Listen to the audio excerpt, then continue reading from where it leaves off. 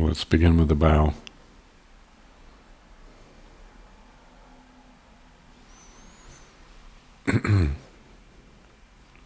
So good evening, everybody, and welcome to our live stream for this week.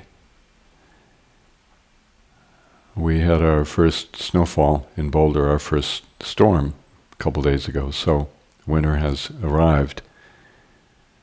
And I heard that the storm has moved east and has caused a lot of havoc, so looks like we're going to be in this cycle from now for quite some time. This, in a way, beautiful winter cycle of needing to be down-regulate, needing to have a fallow period, and it's wonderful for practice. So I wanted to respond to some of the questions that have been coming in that we haven't had time for, and I want to do it by saying a few things about the practicing lineage of Tibetan Buddhism. Just once again review, what we're doing in this particular tradition that I teach.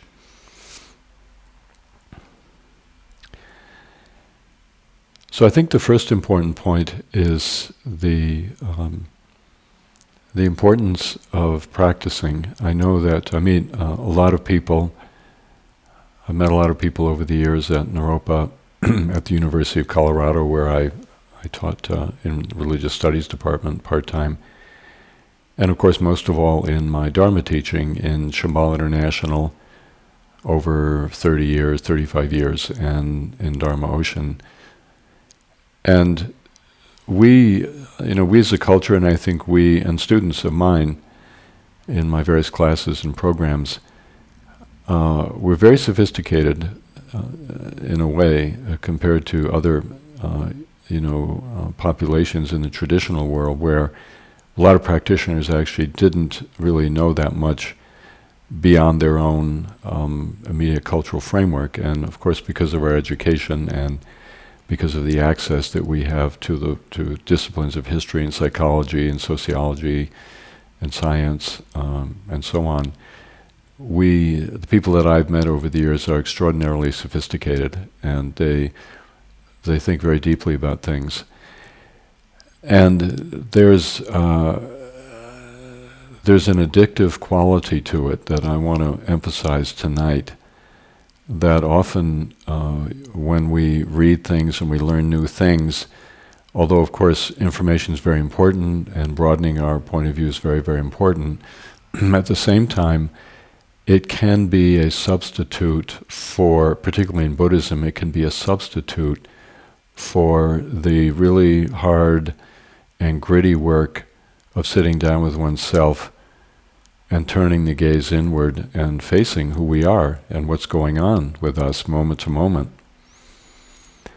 One of the things about the thinking mind is that the thinking mind is actually rooted in insight, so or it can be. And so a lot of times when we read a spiritual book or we hear a spiritual talk, we have a glimpse of insight into the truth and the reality of what is being talked about, and we feel that we understand. There's an experience of understanding. And that actually, in a way it's good, but in another way it can really be an obstacle to actually practicing, because you can be reading books all the time and learning things, but you're not getting down to the actual work of the spiritual discipline itself. And I'll give you an example actually from Tibetan Buddhism. In Tibetan Buddhism, when you study Mahamudra, when you practice Mahamudra, teachers will give you practices to do and send you into retreat. And you won't be reading things, and you won't be studying, what everybody has done, what all the teachers say, all the commentaries and so on. You'll actually just be doing the practice. And then when you come out of retreat, then you talk to your teacher about what you discovered. And your understanding is built brick by what you experience, and then the teacher can bring in the tradition and say, well, here's the way a certain meditation master in the past talked about this experience, or here's how something else happened and was described in that way. And so your understanding, your experiential understanding precedes your intellectual understanding, and your experiential insight and experience precedes your formulations, your conclusions. One of the big obstacles in Mahamudra is if you read books ahead of time and you think you understand what they're talking about, you think you understand what the natural state is or whatever, and then when you practice you think you already know what it is, and so you're not open. What they say in the tradition is it makes you jaded. So in the practicing lineage that I teach, it's, there's no, we can sit and we can talk, but there is no substitute whatsoever for the actual work of practice. We need to make it a lifelong discipline if we're going to grow into it. And it's not like a weekend thing. And we need to sustain it. We need to do daily practice up to our capacity, of our lives and our personal capacity, our motivation. And we need to prioritize really deepening our practice more and more. One of the things that I found in my own life, and I find in the life of people that I teach, is that when we don't prioritize our practice, very often the practice ends up being, this may sound strange to say, but the practice ends up being a way to regulate our emotions. And what I mean by that is practice becomes a way to try to control experience. And this, you've heard me, if you've been following these live streams, you've heard me talk about this before. But really, the big difference, big difference between what I would call a left brain approach, a thinking mind approach to meditation, and the somatic approach to meditation, right brain or somatic approach, is that the left brain arrives in the meditation hall with a particular agenda and a set of expectations. And however sophisticated we may be, we have not ceded control. And I'll give you an example, a very interesting one. Recently, a woman I know, I've known actually for quite some time, a Zen practitioner, has recently started taking ayahuasca. And we talked about it, and what she said was that the reason she's doing it is because she realizes that over her whole practice life, which includes 30 or 40 years of practice, that although she's had some amazing experiences and she has gone to tremendous places in her practice, there's one thing that has not been addressed, and it appears the practice that she carries out doesn't, in her view, doesn't have the capacity to address this one thing. And what this one thing is that somehow on some super subtle level, the ego is still in control. The ego is still determining the boundaries of experience that are appropriate. And the ego is determining what experiences can be admitted and what experiences can't. And there's a whole raft of preconceptions about what is spiritual and what isn't that are largely unconscious. And I think that, that's a very, very good point, a very interesting point, that oftentimes as meditators, we don't realize it, but we actually are not ceding control. We are not giving up control on an extraordinarily subtle level. Even though we may convince ourselves we are, and we may feel that we're experiencing states of mind where there is no ego, at least according to my friend, that's it's self-deception, that at some extraordinarily subtle level there is a kind of holding on, hanging on, and a filtering process that goes on. In the Vajrayana of Tibetan Buddhism, the Vajrayana Yoga, there's a very, very different approach, a very interesting approach, and I think, for Westerners, an extraordinarily challenging approach. And that approach is that when you begin to pay attention to your body, and you begin to merge your awareness into the awareness of your body, as we've talked about quite often in these live streams, you are bringing yourself right to the boundary of your deeper person. We could call it your unconscious. In the body, we could call it the Buddha nature. We could call it the larger, infinitely larger person that we are. We are bringing ourselves to the boundary of that deeper state of being, and we are, in doing so, we leave aside the operational control of the thinking mind. We leave the conscious ego not entirely behind, but largely behind. And the reason we do it is because we are interested in, not in the perfection of an ideal state of mind, we're interested in the wholeness that waits for us in our body. Jung made this wonderful distinction between, you can either strive for perfection, purity, clarity, sort of pristine kind of awareness, or you can strive for wholeness. When we strive for wholeness of person, which is what the Vajrayana is about, we're talking about admitting and acknowledging, accepting and opening to the larger and larger domain of who we are as humans. So we are, through the somatic practices of Tibetan yoga, now we'll just talk about that side of it. We won't be talking necessarily about what we're doing right here, although it's inspired by Tibetan yoga. But in Tibetan yoga, what we're doing is we're gradually developing a sense of personhood that resides in our body and doesn't reside in our self-conscious thinking and our images of our conscious self. Now interesting point, and this is kind of where I was heading, is that when we do that, there is a natural pattern of the mind that begins to unfold.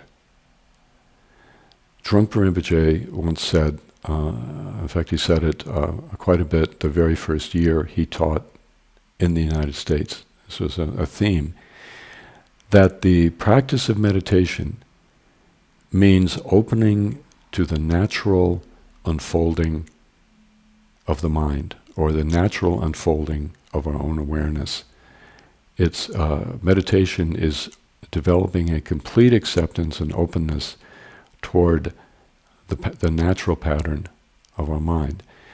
And it sounds good, but what we're talking about here is when we cede control of our meditation practice, meaning that we set aside our self-conscious expectations and agendas and assumptions about meditation, and even our techniques, and we begin to open ourselves to the constant flow of experience that is our soma. Our body is the field of direct experience, and when we open to that, then things begin to flow. And what happens is it's challenging for us. And I want to give some examples.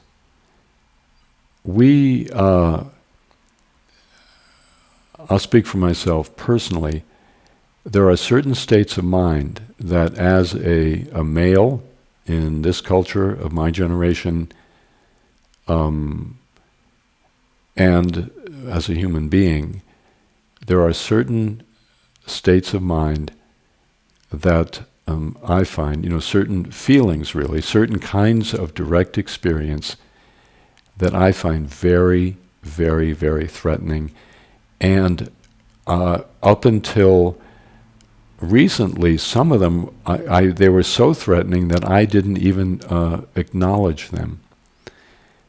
And I would, anxiety is one thing, which I think, everybody in modern culture has, and I think we can work with that largely. I mean, a lot of us do exit from anxiety into various kinds of addictive behaviors, which I'll talk about in a minute. But what about other states of mind? What about the what about the experience of feeling totally humiliated? What about the experience of feeling utterly helpless and powerless?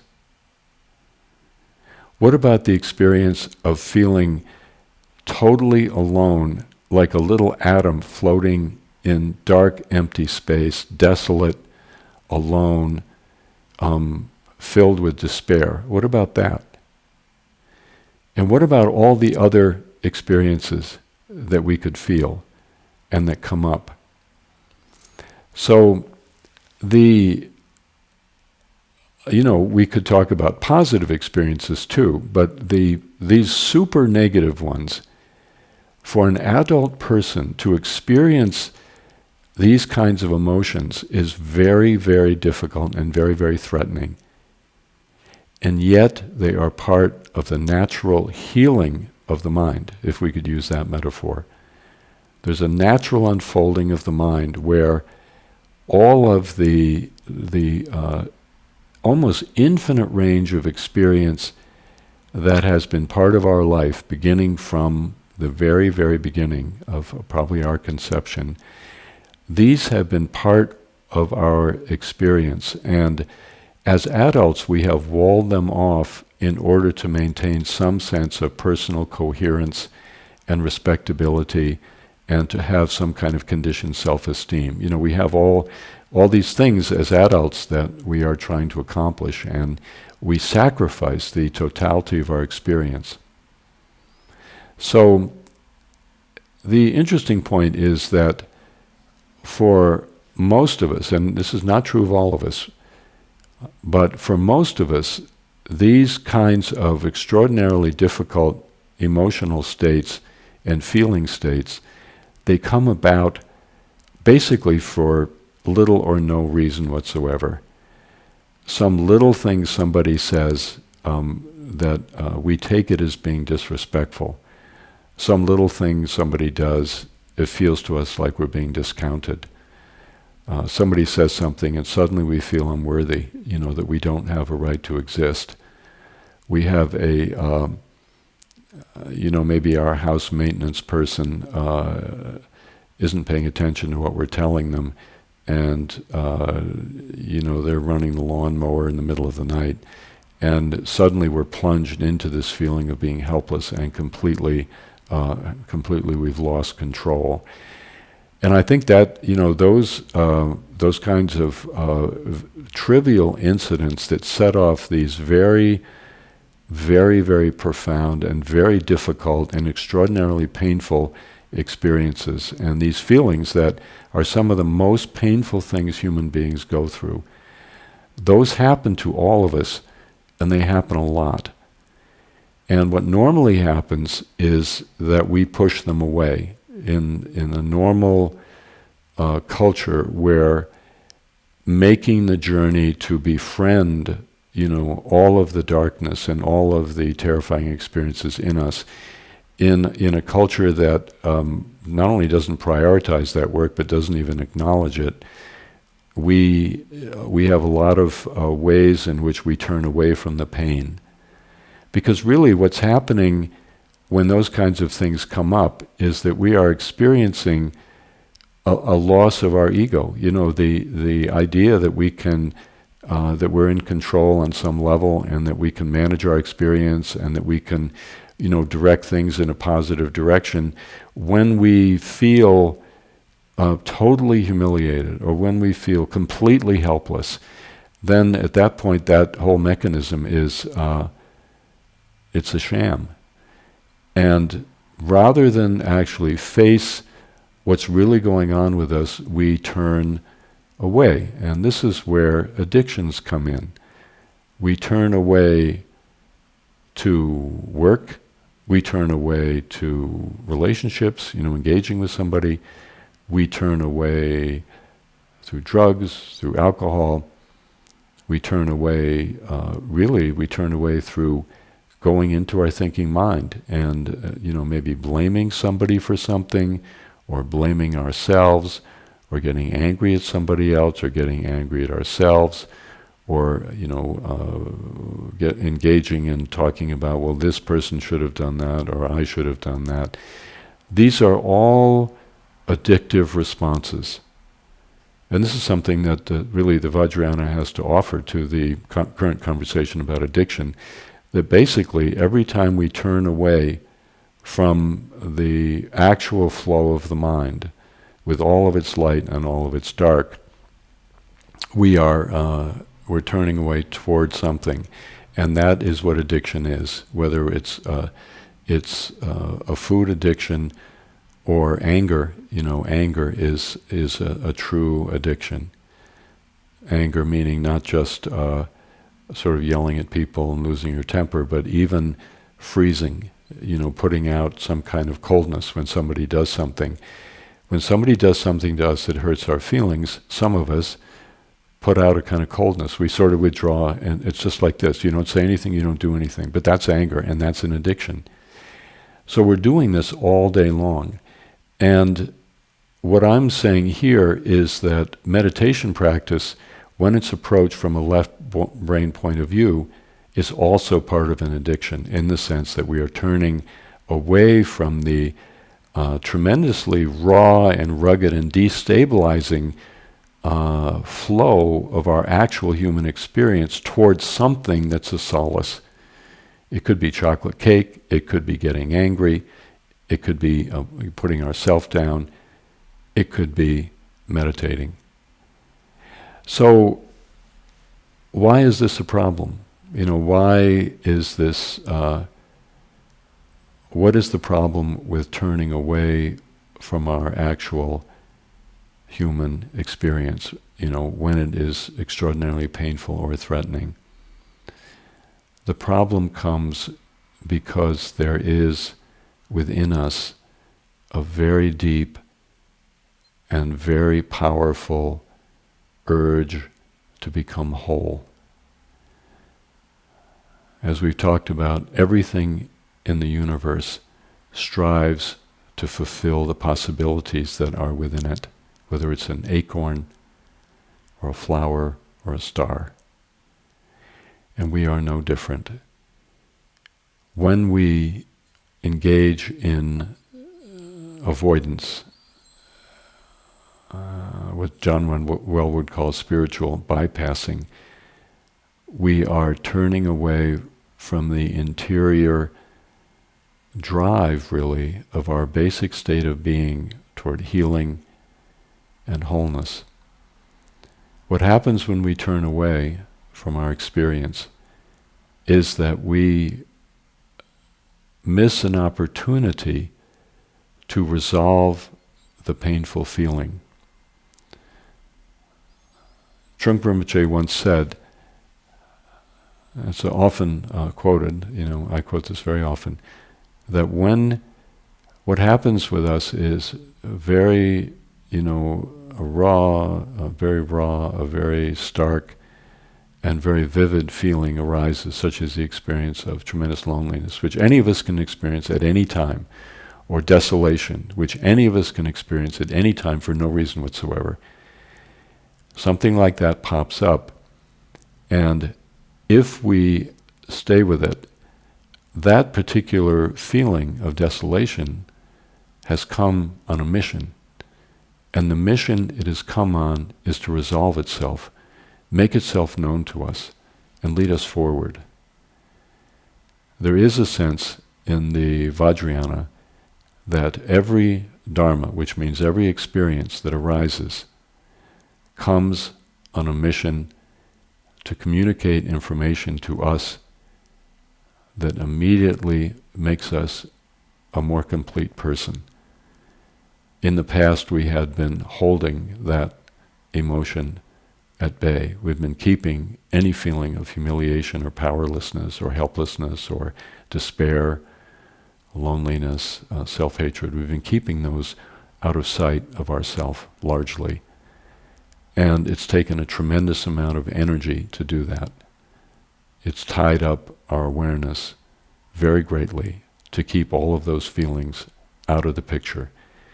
And when we, and because those feelings are knocking at the door, they are, in the language of our culture, they are unresolved traumatic experiences from our early life that can only be resolved by being experienced fully in the body and allowed to make their own journey and come to their own conclusion and find their own resolution within us and within our consciousness. So the Vajrayana practices really are all designed to open up the inner field of our experience and to give us the stability in our bodies and to, first of all, be able to be with difficult feelings. Well, first of all, actually to even see them. Slow down through meditation, you go slower and slower and slower, and all of a sudden you begin to see that when you're getting angry, that's actually step 2. Step 1 was somebody hurt your feelings. Step 2 was you pushed it away and you created a story. You blamed them. Oh, this person made me angry. But actually, what this person did something that you felt a lot of pain. So you begin to slow down. You begin to see this step, from the underlying pain, which is actually very, very interesting, very wonderful in a certain kind of way. Because it taps us in and it connects us with our own heart and our own life. And then step 2 is we separate and we do something else. I'll tell you a recent example.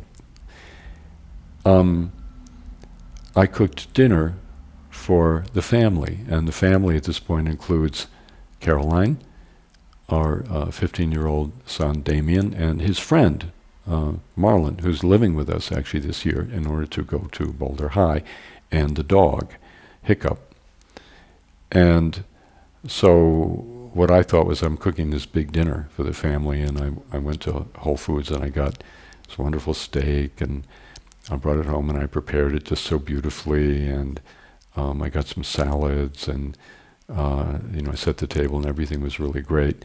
And Caroline was supposed to come home with Damien at a certain time, and Caroline didn't show up. And so, I called her up and I said, what happened? And she said, Damien changed his mind. And I'd forgotten that today's Thursday, yesterday was a day off, and so he wanted to go hang out with his friends. And Caroline had eaten earlier, and there just was a lot of miscommunication. And so I thought, okay, here's an opportunity. Normally, what I would do is I would get irritated, and I would feel hurt, and I would feel, these people really don't, I don't need to go into all of it. I'm sure if you put yourself there, you can see these people don't really care about me, and I put all this, blah, blah, blah, blah, blah, poor me. And I thought, well, now let's try this, let's try the tantric approach to this situation. And so I sat down and I said to myself, now what is really the problem? Getting edgy about it or resentful was step 2. What is step 1? Step 1 was just simply feeling sad that this dinner that I had visualized we were going to be sitting around, and which we love to do, and talking with each other and hanging out and just seeing how everybody's doing. We don't get to do it every night, and so this was a special night. I just felt really sad about it. And strangely enough, the sadness just kind of flowed through, and it left me feeling very tender and a little bit sad toward how life is.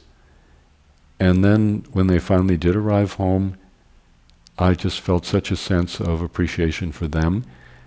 And also, the storyline had been set aside of, they did this and they did that and this is what it means. And I was just able to kind of stay in the stream of who they were and what was happening, and why Damien did want to be with his friends, and why Caroline had misunderstood, a conversation we had and ate early and so on. And that's really what we're talking about. We're talking about going slowly enough so that when things come up that are painful, we just stay with the pain. And the interesting point is that the pain itself somehow doesn't turn out to be anything near what we might have feared, and it works its way through, and it leaves us in a simple, a very spare, very open, very tender place. But the challenge is, for us as practitioners, is to slow down enough so that we can begin to feel moment by moment how our life really is, and resist the temptation to exit into addictive behaviors that will help us not feel. So the whole thing is about feeling and sensing and having that kind of felt sense in the body, and allowing the expression of emotion and feeling to have its own way. And really at that point, you are indeed ceding control over to the soma and the unceasing flow of feeling and sensitivity and perception that is the very nature of our human body. So, very, very interesting, very wonderful process, and we often say that the process of somatic meditation opens our life up. And one reason I wanted to quote that example is because it's so practical, it's so simple, it's so down to earth. And it does indeed open our life up, and it keeps us from bypassing the life that is happening within us, and bypassing the way in which sadness can become a stepping stone to much greater intimacy, whereas following an addictive pattern becomes a pattern of separation from our life, and we become wrapped up in whether it's eating chocolate cake or being angry at people or feeling bad about ourselves. So that being said, I'd like to do a little bit of practice with you, and we're going to do something a little different tonight. I want to work with the breath. And the way I want to do this is, we're going to begin by following the breath at the tip of the nose, and then I'm going to work with you in a process of becoming more and more refined in doing that, and then I'll show you when we get to that point. Okay, so find a comfortable meditation posture.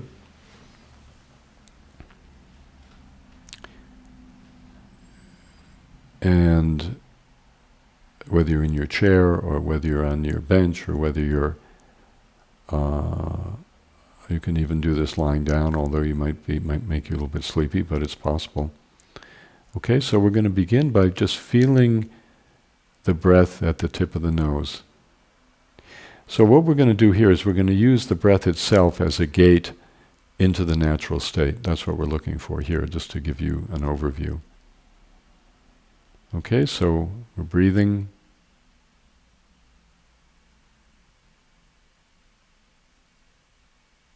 We're feeling the breath cool as it goes in.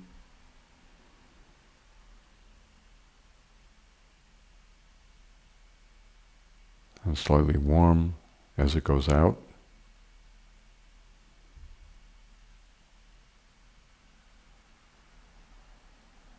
And keeping our attention right at the tip of our nostrils, so we're sensing it right at the verge.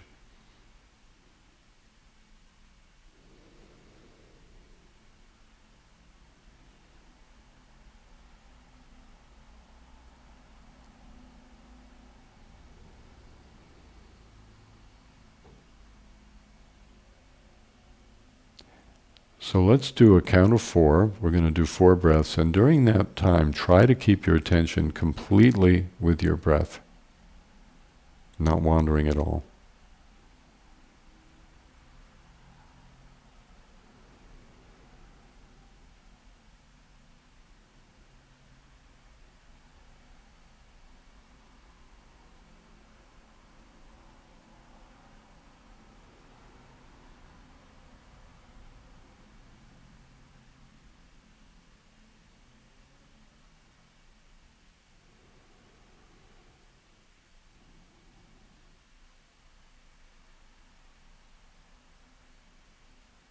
And then take a break.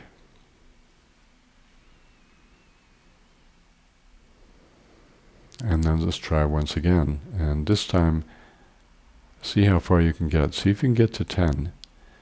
And if your mind wanders, you don't have to start counting over. Just bring it back and keep going. Okay, so trying to be fully present and feeling the breath on the in-breath and on the out-breath. Okay, so please begin.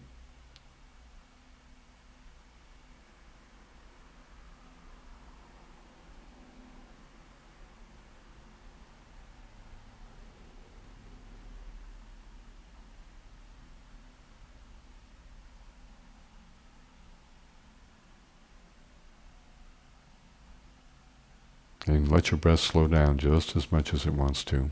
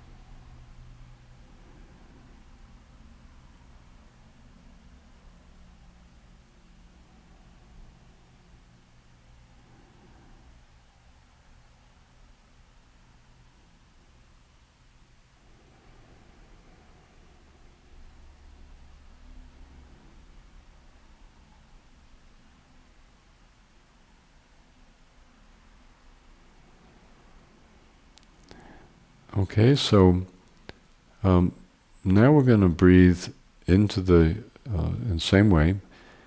We're going to be breathing in, breathing out, and this time, anything that comes up in your environment, such as the noise of cars or thoughts that may come up in you or physical feelings, anything that distracts you from the breath, we're going to actually fold it into the breath at the tip of the nostrils. And I'll count, because otherwise we're all going to be ending at different times. So we'll just keep doing it until I say something. Okay, so let's give this a try. We're going to breathe a little bit more. So folding everything into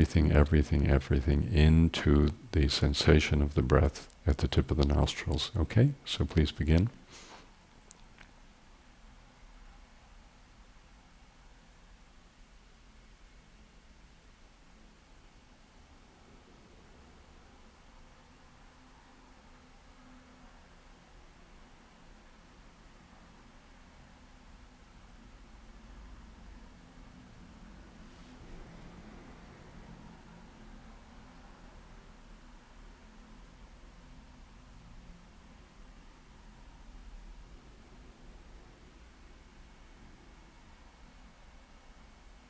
And especially fold in your stress. If you're feeling any stress at all, fold that into the breath. Just let it dissolve into it and disappear.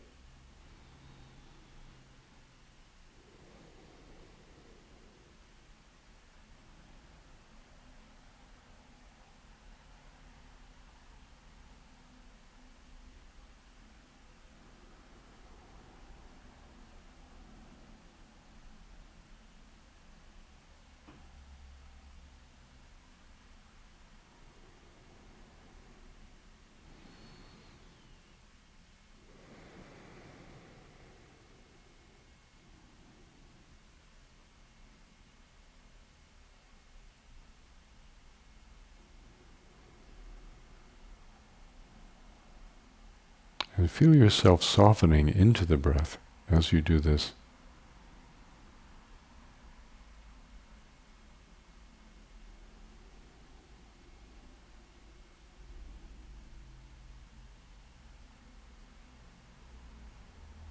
You're melting into the breath.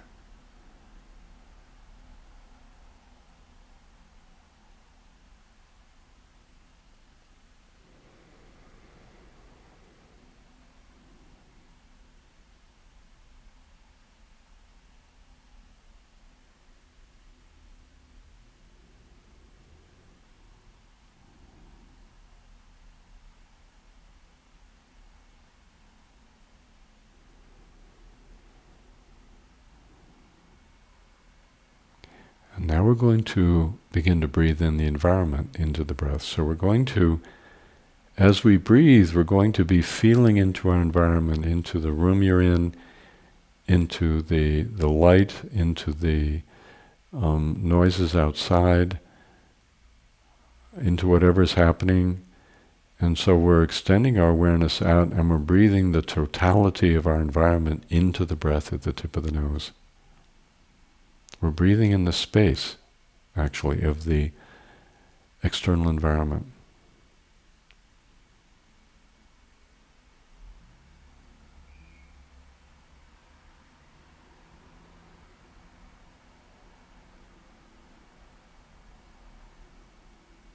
Opening, and then breathing it all in to the breath at the tip of the nose.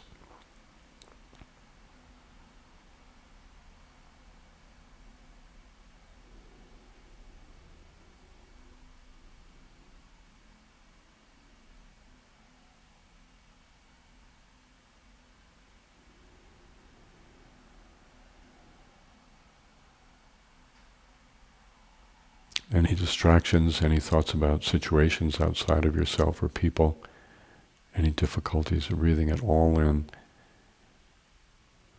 to the breath at the tip of the nostrils and letting it dissolve.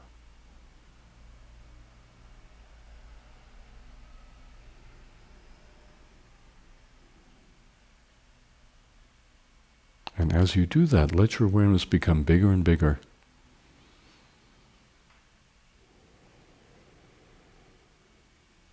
Vaster and vaster, more and more inclusive.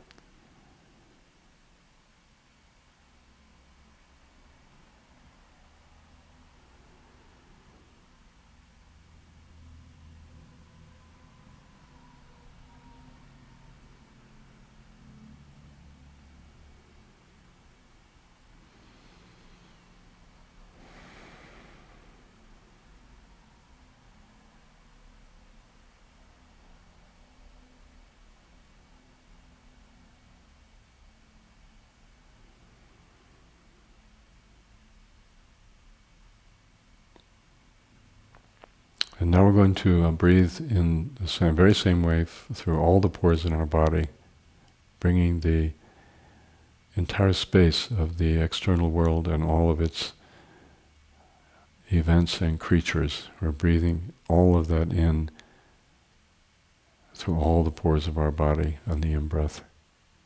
And don't worry about the out-breath at this point.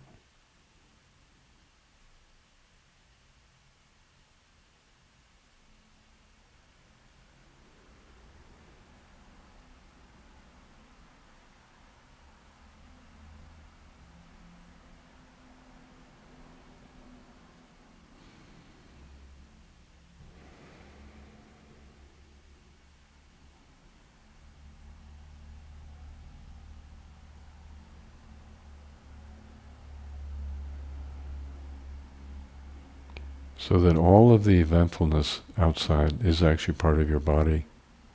There isn't anything outside your body. Everything is occurring within your body.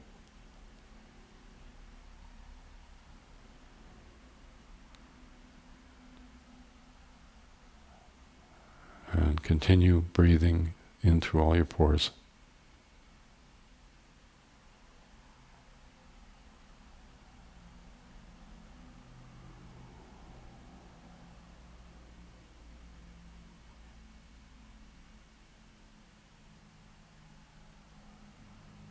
Relaxing your body completely as you do this.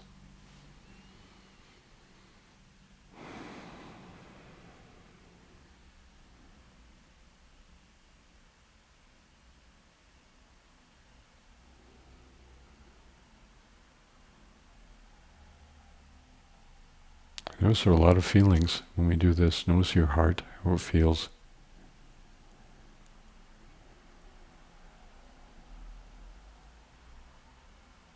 Your body becomes filled with feeling.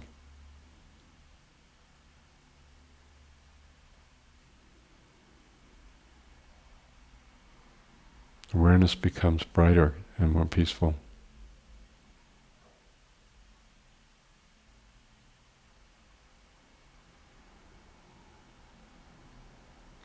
inclusive.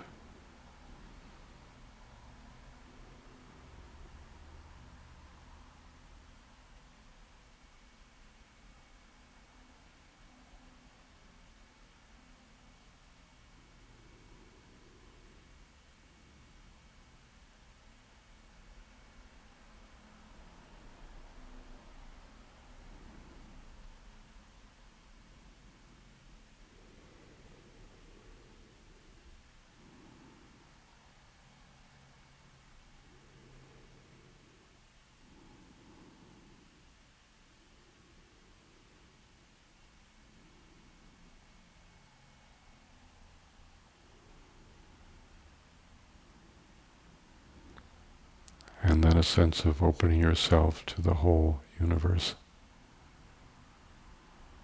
Extending your awareness out.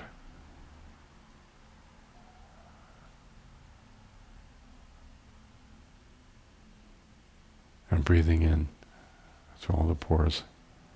The totality.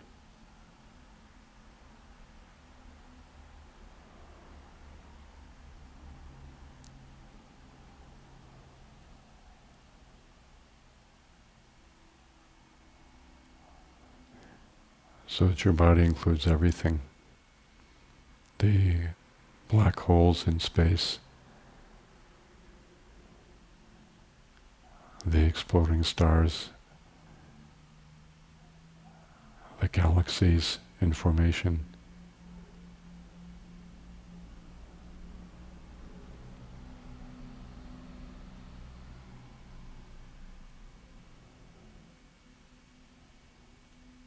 infinity of being.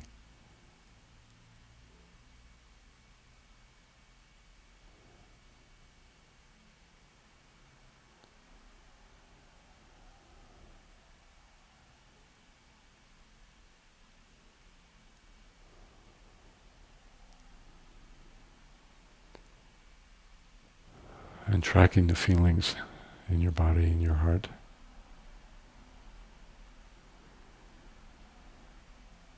When you include everything.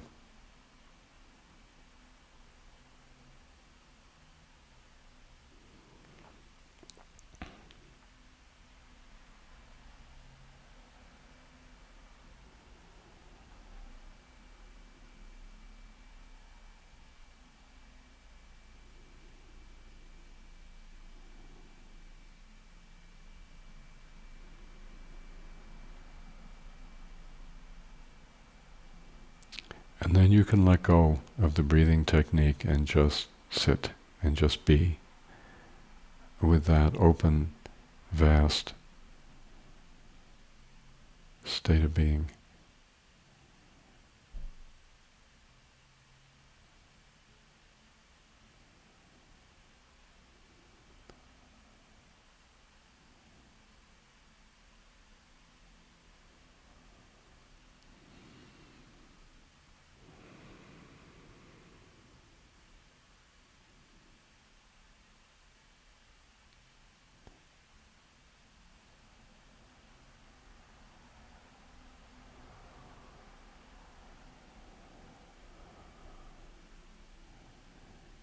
Stars are born and stars die. And that's how we know the ego has ceded control. Within this vast state of awareness, there's birth and death. And everything in between. And we are simply present to it.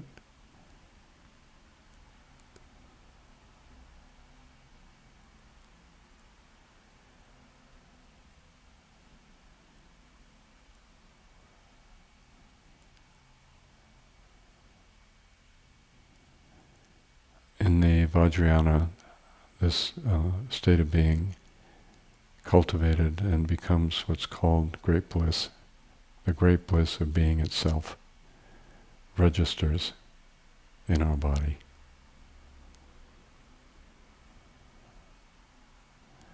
And we are free to receive it.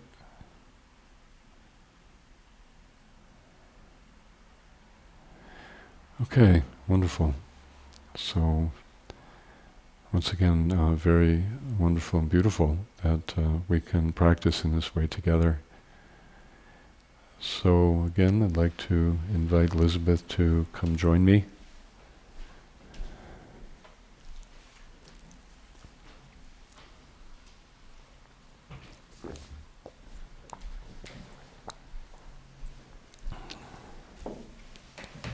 Welcome.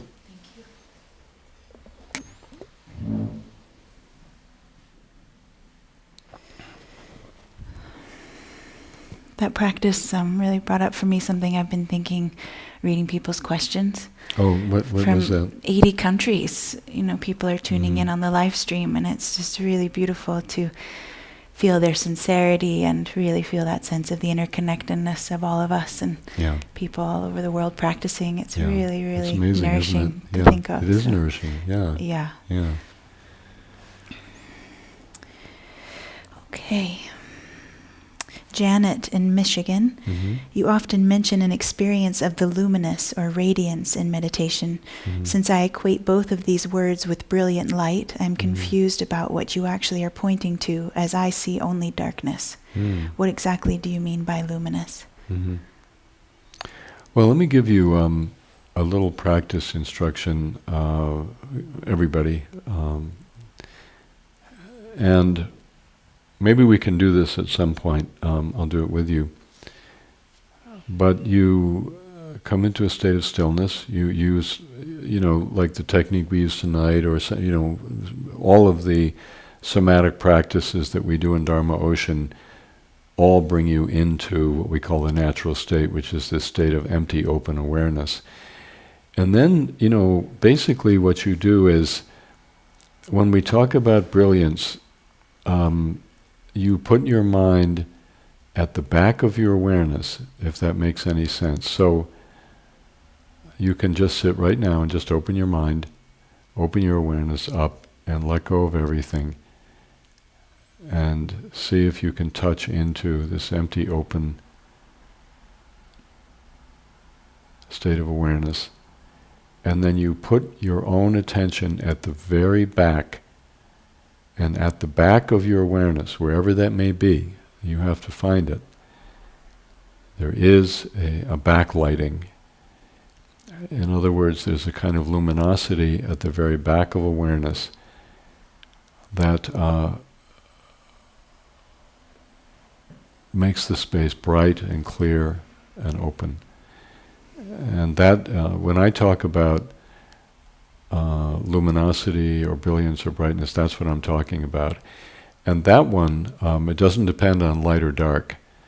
You can experience tremendous darkness, say in dark retreat or in the lower belly or in the middle of the night, just tremendous deep, deep darkness. And at the back of the awareness of the darkness, there is a brightness. And one of the, this is not something that necessarily happens right away, but I want you to know it's there. And, they talk about it in Tibetan Buddhism that, at a certain point you begin to realize that light and dark are actually exactly the same from a certain point of view. They're both light, and they're both dark. But they're both light. There's a kind of brightness at the back of awareness, whether you're looking at darkness or looking at light. So you might, Janet, give that a try. Explore that in your practice and see what happens.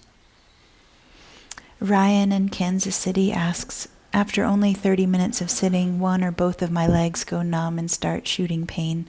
Do you have any suggestions or solutions that could help me sit longer? Well, when you have that kind of pain, there's nothing wrong with moving.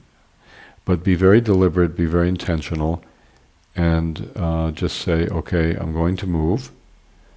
And usually what I'll do when something like that comes up, I'll give myself a minute just to make sure it's not impulse. And if I'm a minute later, if I'm feeling the same thing, then I'll move.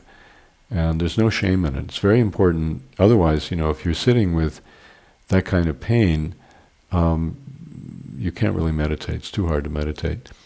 And the other suggestion is just play around with different postures and see if there are some where that is less likely to happen.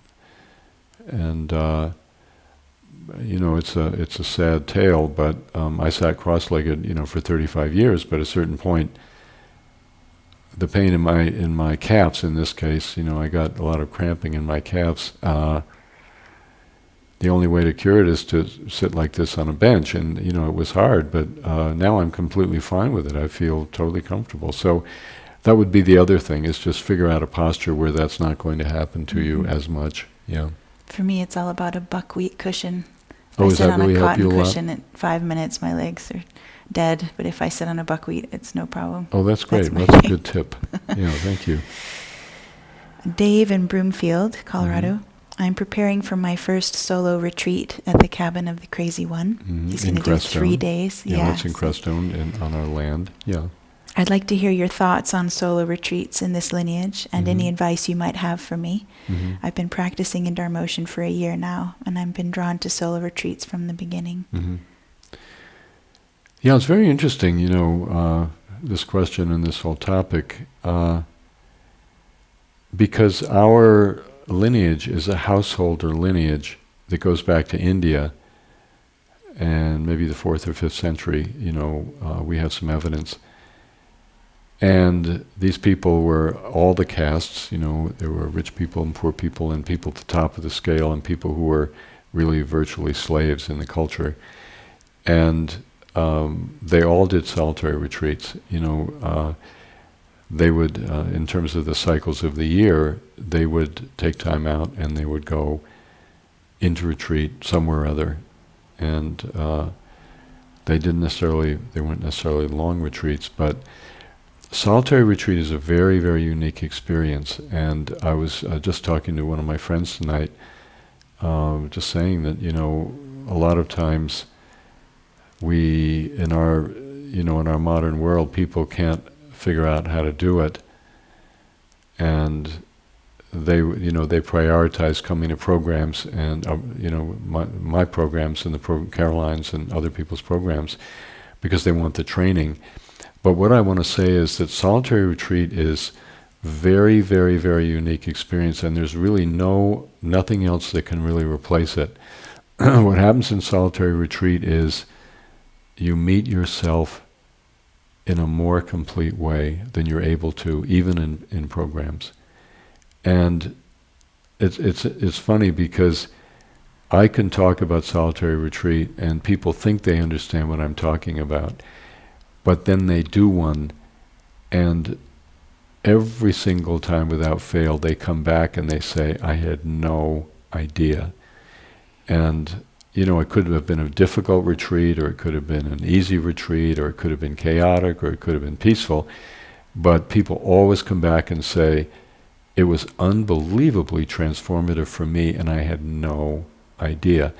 And so the only thing I can say is, to everybody who's listening tonight, find some time and do a solitary retreat and try to make it, 5 to 7 days. Try to do a week if you can.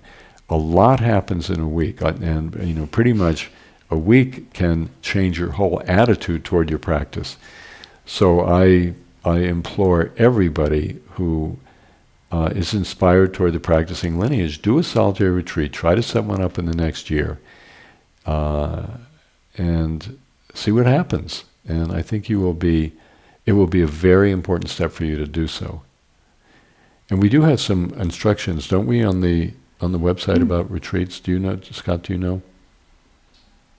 I'll have to look at it, but we can post them. Yeah, we should have instructions on, what are the sort of things to keep in mind when you're doing a solitary retreat, like schedule and other things like that. So we'll look into it. We should get something up there if we don't have it right now. Yeah, that would be really good. Yeah. Yeah.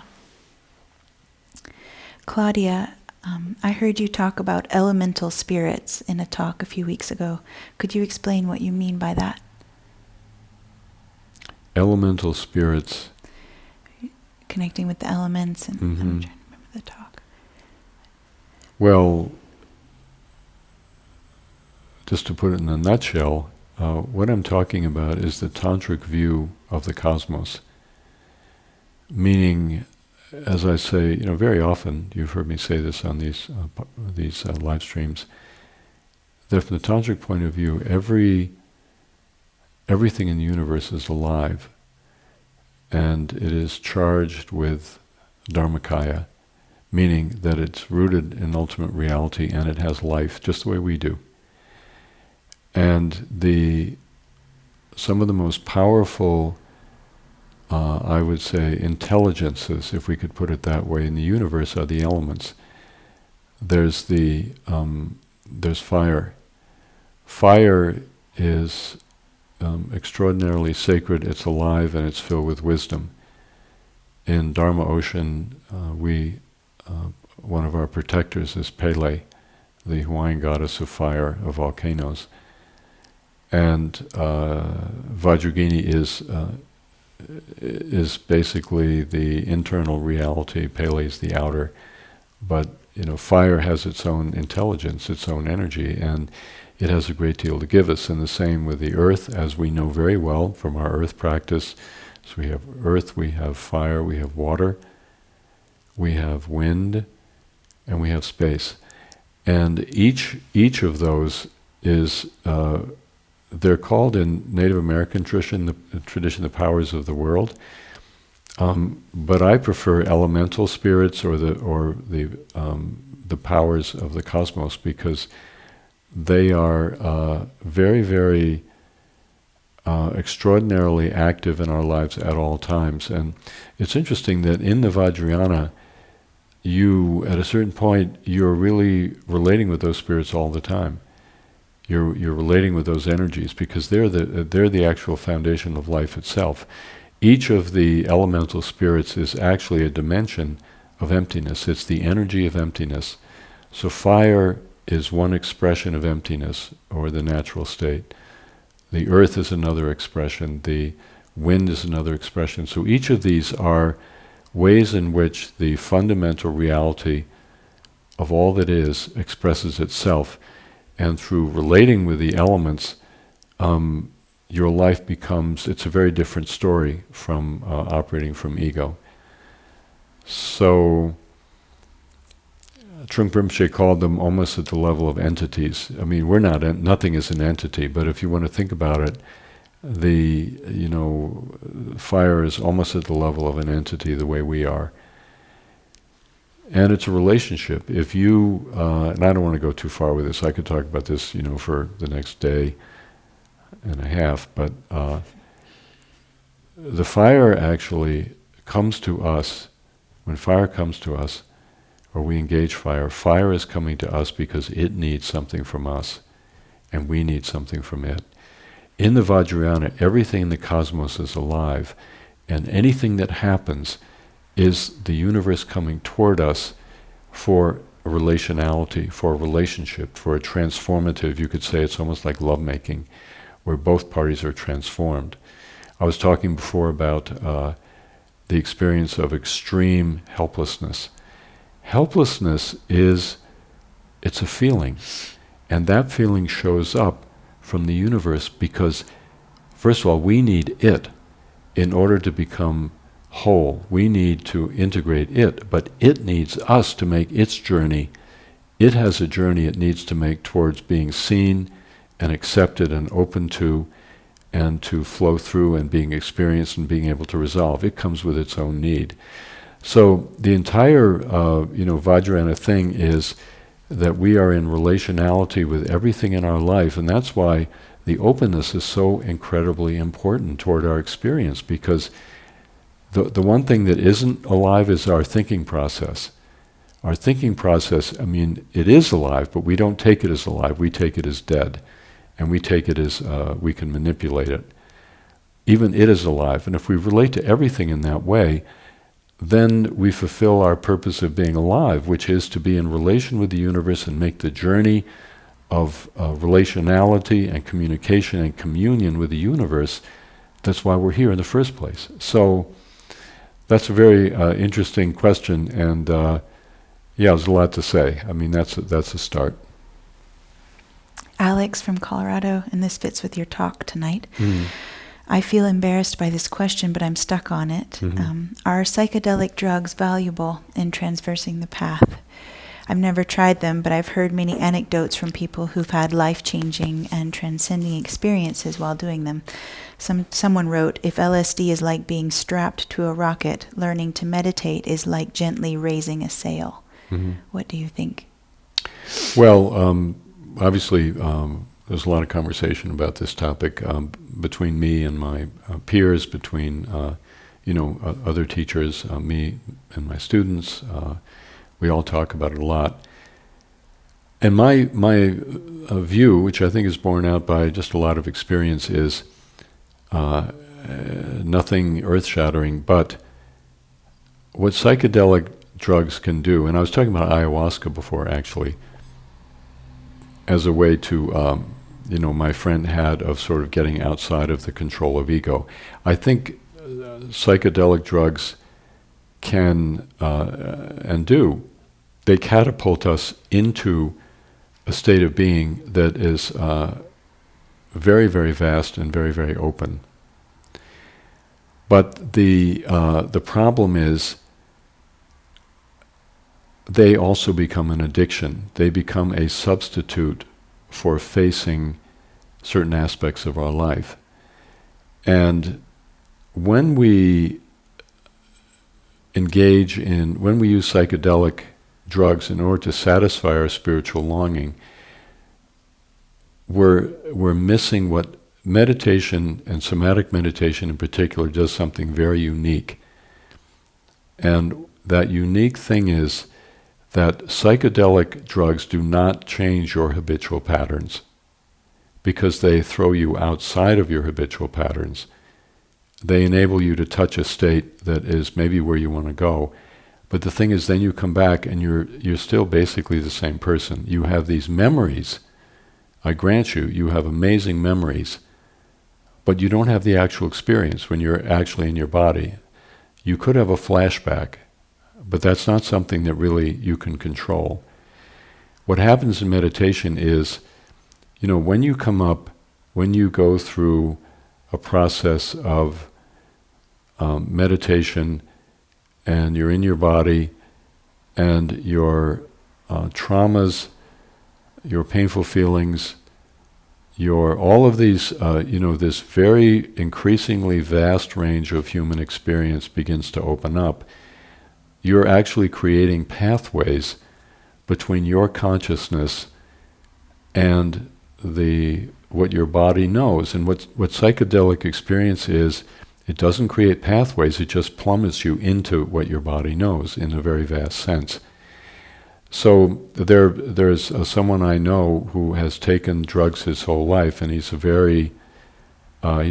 great advocate. He's not a very nice person, and his everyday awareness is really kind of constricted and small. I mean, with all due respect, I love this person, but he has not worked on himself in the way we're talking about. He hasn't been willing to open himself, his ordinary consciousness, and to develop pathways to the vastness of being.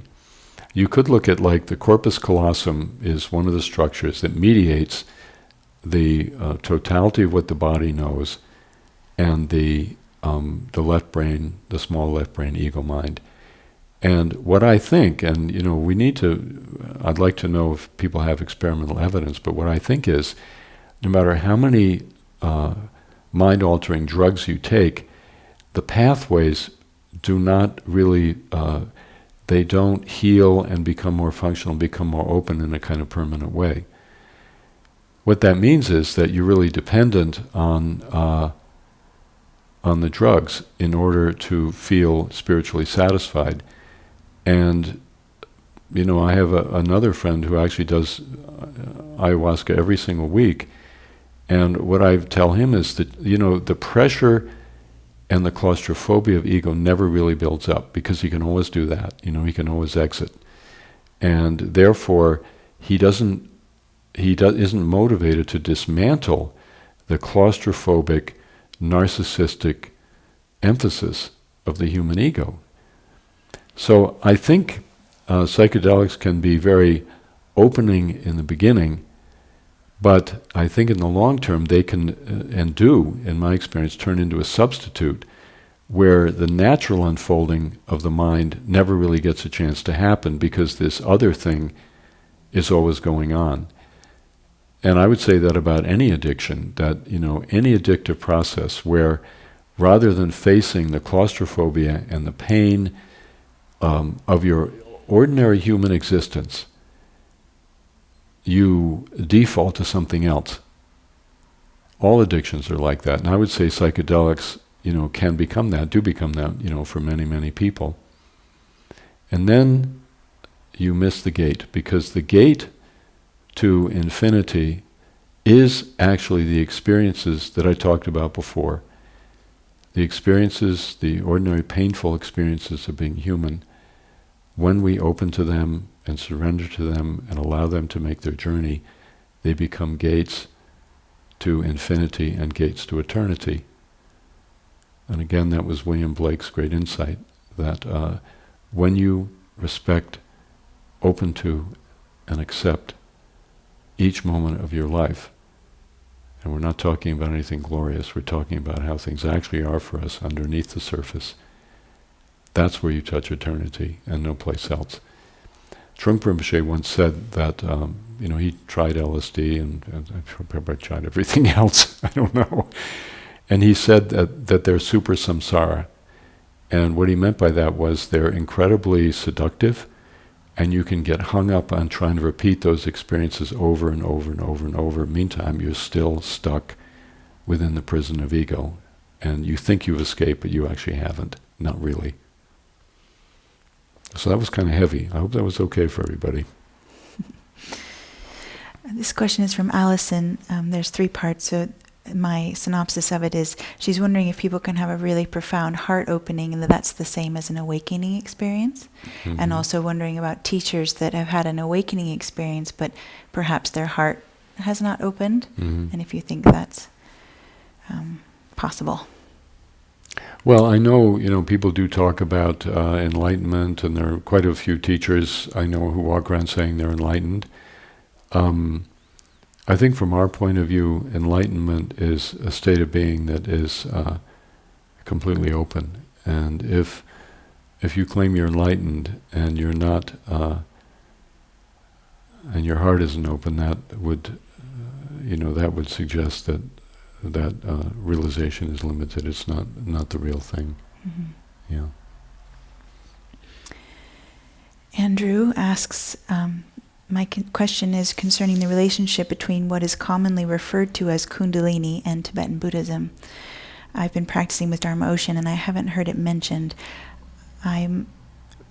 There's been several occurrences over the last several months, often after waking from dreams, where I feel an energy rush up my central channel, and in fear I've stopped it. It felt like this energy was breaking through my emotional armoring. I'm hoping you might be able to clarify this experience, and the term Kundalini is the only reference point I have. Mm-hmm. Well, Kundalini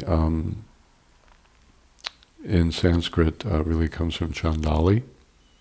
And Chandali is the same thing as Tumo, which we do in Tibetan Buddhism at more advanced levels, meaning working with the energy of the lower belly and, the what's called the Mingmen, which is toward the back of the lower Dantian in Taoism.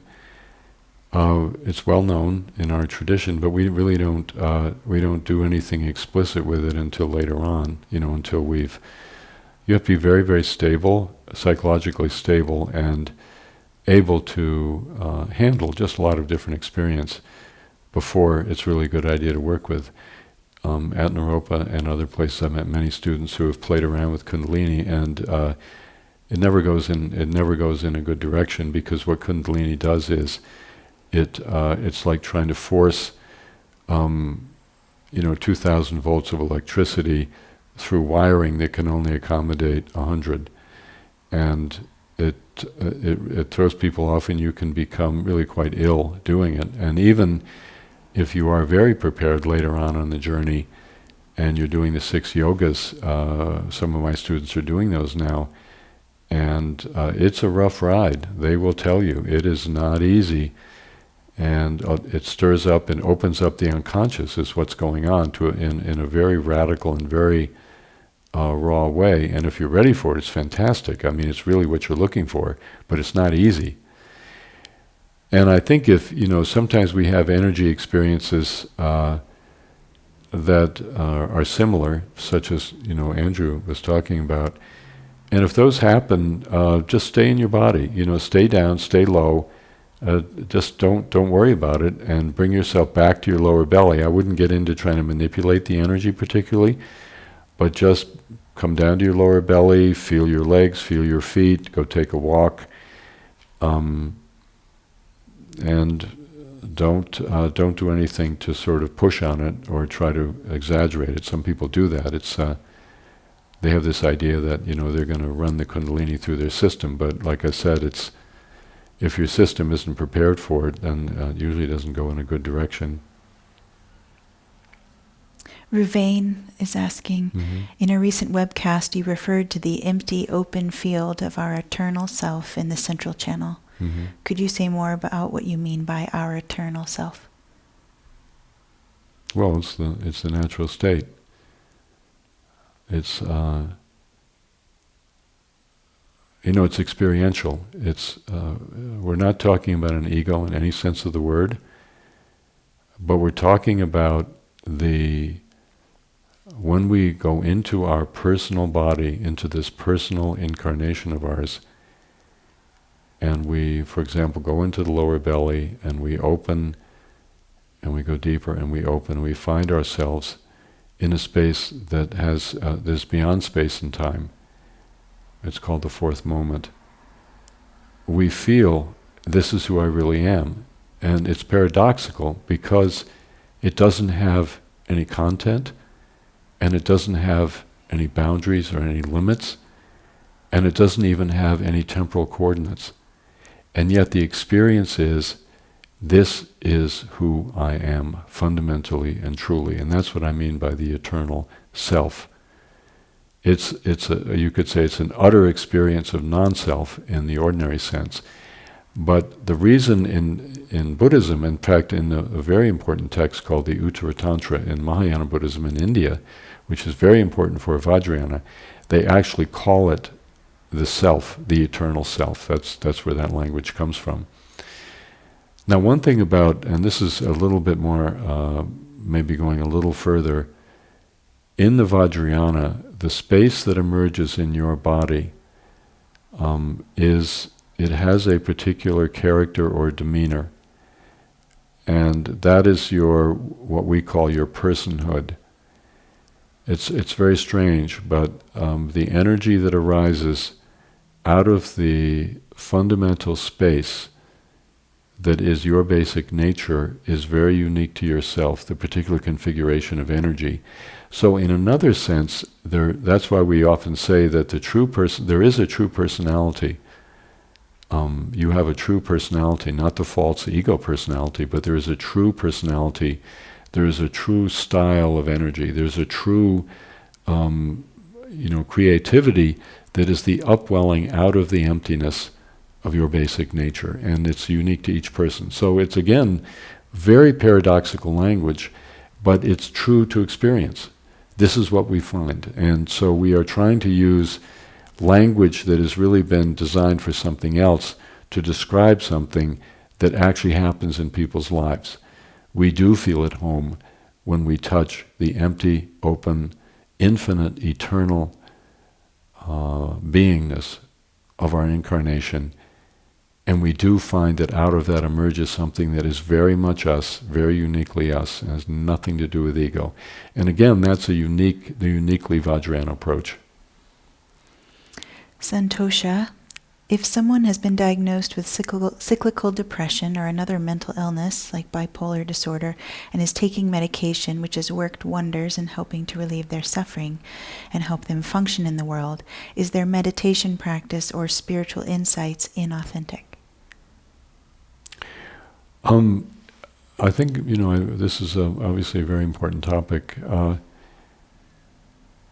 Medications, psychotropic medications that are used with understanding and wisdom and skill really seek to bring our, you could say, our pharmacological system our neurological system into a state of balance and health. In other words, what we're trying to do through medications, ideally, is not suppress symptoms. I mean, that was the old style, just simply looking at symptoms and trying to wipe them out. But what we're trying to do now, I think, is we're trying to bring the mind into its natural state so that our serotonin is within a healthy range, our dopamine is in a healthy range, our stress hormones are regulated. And when we do that, our mind is like the mind of somebody else who isn't on medication. And so obviously what we experience is 100% valid. Of course it is. And it's no different from what anybody else would experience. But the key point is that the medications have to be used by somebody that really has that view.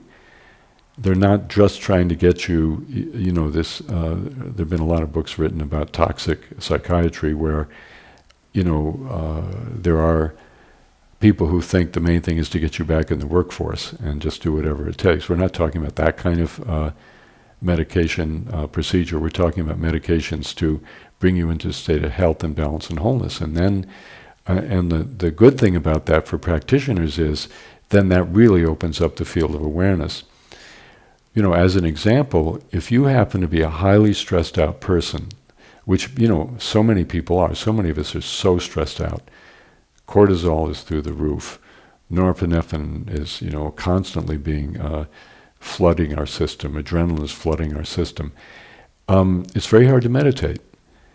And you might not be considered, you're not bipolar and you don't have some of the other disorders that are medicated, but in a way, I would say being too stressed out is actually more of an obstacle than many of the other so-called mental imbalances that we find in our culture.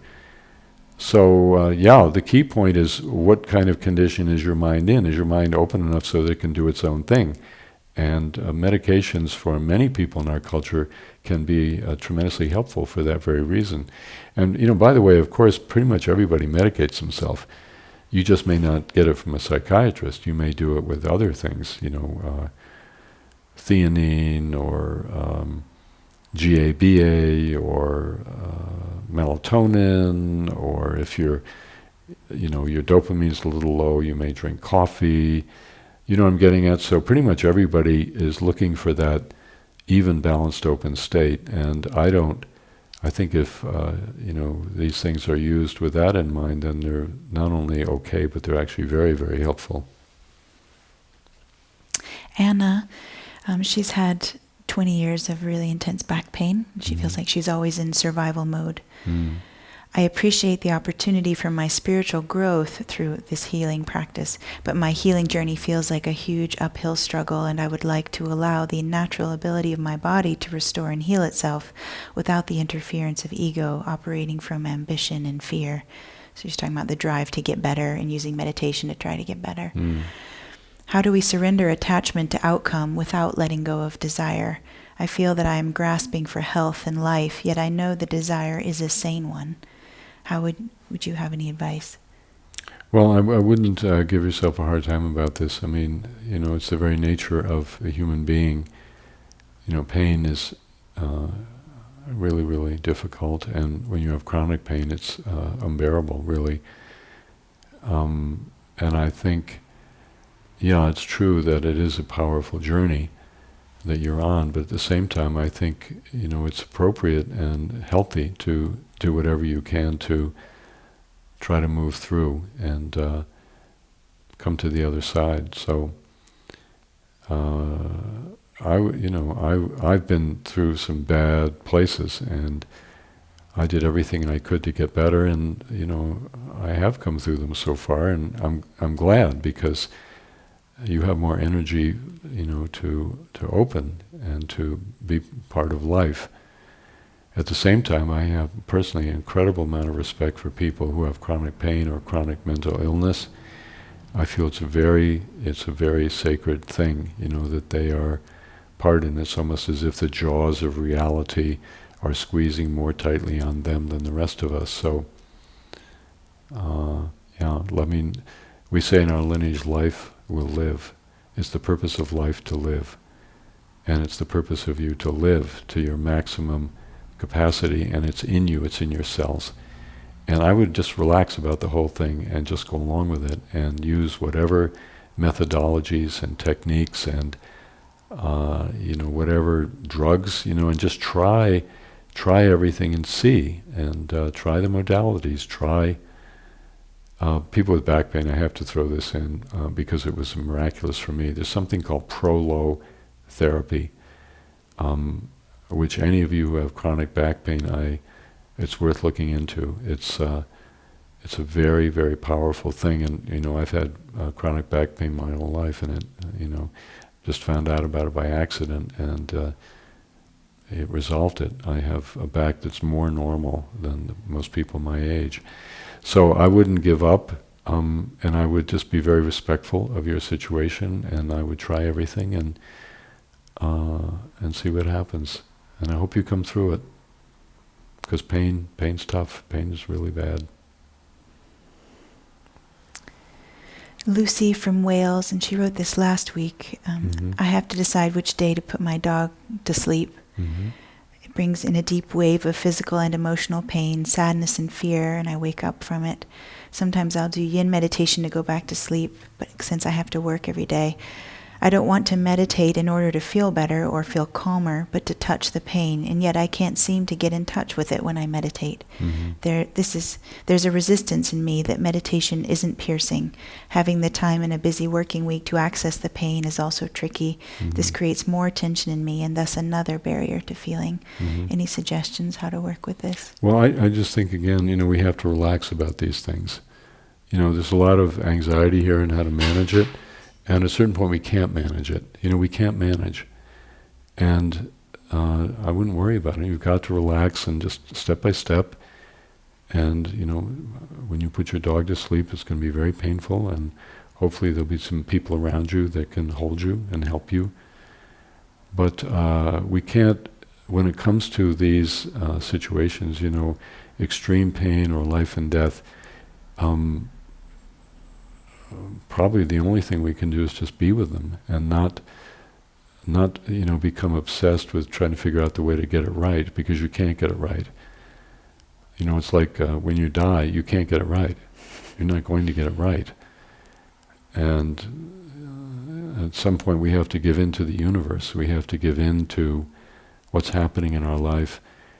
And out of that surrender comes a discovery of the sacredness of what we're going through, painful as it may be. So I would just relax, just relax always, and let things be, and then, let yourself feel, whatever you're feeling. Okay, so we should stop. It's 8, and, once again, really wonderful being with you, and these questions are, they're really great, and it's wonderful we can talk in such an intimate way with one another wherever we are on this planet. I mean, it's truly a miracle.